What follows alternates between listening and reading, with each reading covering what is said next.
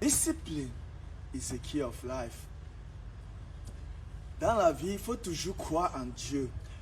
Et rappelle-toi toujours que là où tu vis, même si tu vis en forêt ou en brousse, connais que Dieu t'a donné tout ce que tu as besoin pour être discipliné. Tu n'as pas besoin d'aller en Europe ou aux États-Unis pour être discipliné. Pourquoi il dit ça? Parce qu'il y a beaucoup de joueurs, tu vois, ils jouent au Cameroun, ils jouent dans les équipes de première division. Ils sont tellement célèbres parce que tout le monde les donne les thumbs up, on les suit. Mais quand ils traversent, ils arrivent en Europe, parfois certains de chutent, ils entrent dans les femmes, dans les accords. Sauf la discipline qui te garde dans les moments comme ça là.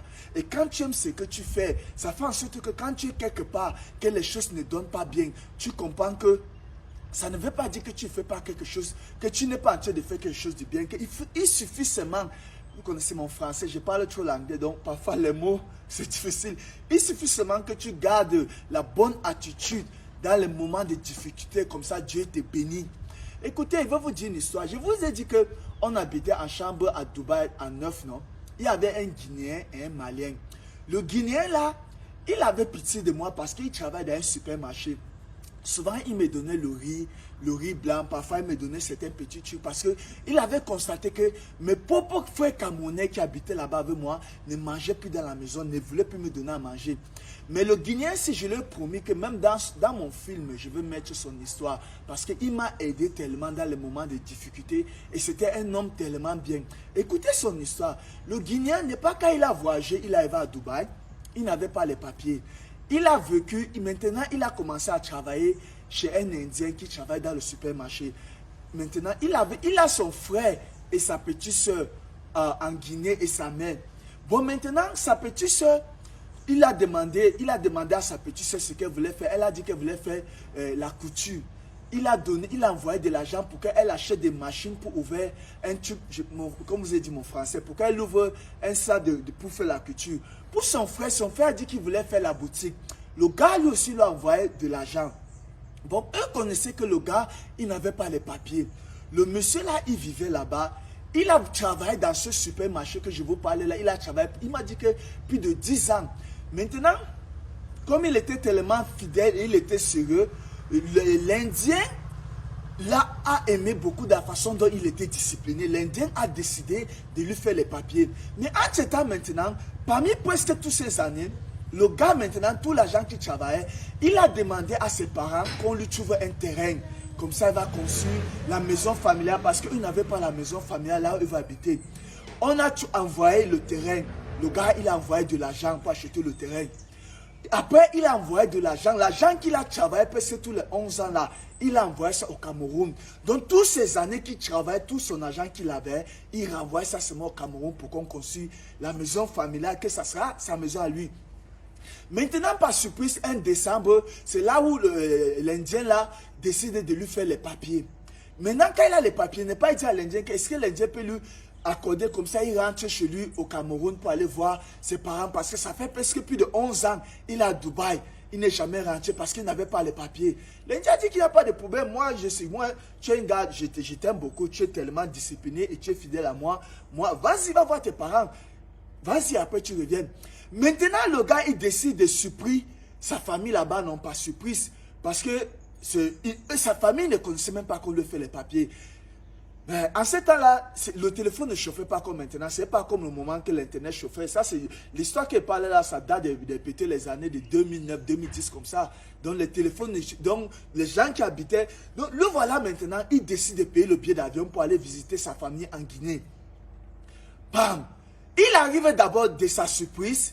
Là où on le montre qu'on a acheté le terrain, c'est une autre maison qui est là-bas. La maison qui est là-bas, il part pour toquer là-bas, il entre dedans. Les gens là ne connaissent même pas qui est même sa famille dont il est en train de parler. Ah, le gars, il est tellement choqué. Maintenant, il va maintenant de chez eux, non, dans les vieilles maisons qu'ils habitaient là-bas. Le bon monsieur, il arrive. Quand il toque maintenant, sa soeur et son grand frère dormaient toujours là-bas avec sa mère. Il me dit qu'il arrive.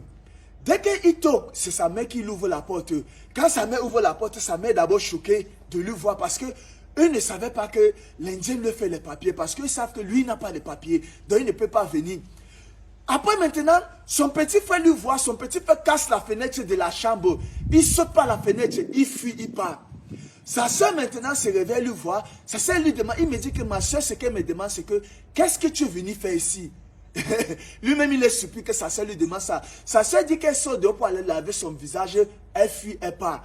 Il reste, il dit à sa mère que, mais, qu'est-ce qui ne va pas? L'argent que j'ai envoyé, que j'ai travaillé toute ma vie à Dubaï, je vous ai envoyé ça. Vous n'avez pas construit la maison avec.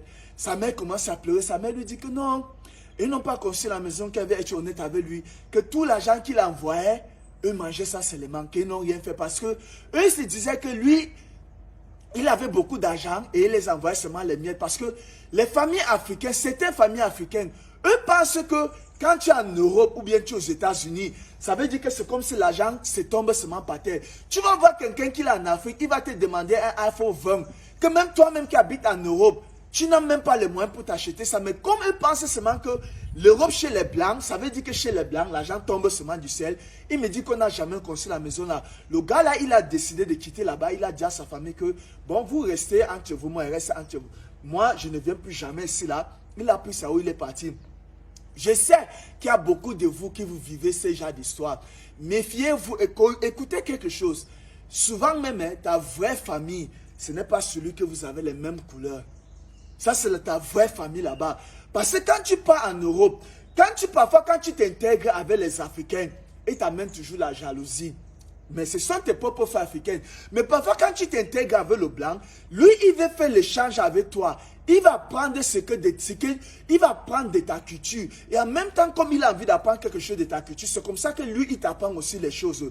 Donc, dans la vie, ne vous attachez pas si vous avez les mauvaises familles. Si vous avez les familles qui vous traitent mal, qui vous demandent d'aller pratiquer la sorcellerie, tout ça, il faut fuir tout ça. Et quand vous fuyez ça, Dieu ne peut pas vous punir parce que la promotion, ça vient de Dieu. Et ta vraie famille, ce n'est pas celui que vous avez la même couleur. Et ce qui peut te faire comprendre tout ce genre de choses, c'est la discipline de soi-même. C'est quand tu aimes toi-même. C'est bien dans la vie d'être discipliné. Toute la vie est basée dans la discipline et la consistance. La vie n'est pas basée du sport. Non, non, non, non.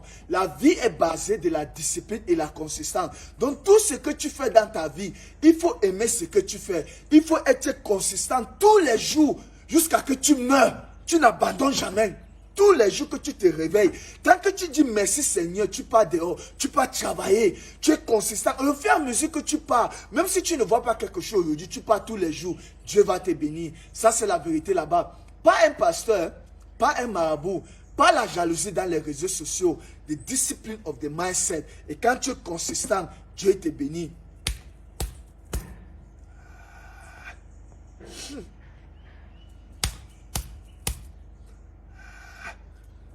Let's go. Discipline is the key of life. Praise the Lord. C'est bon.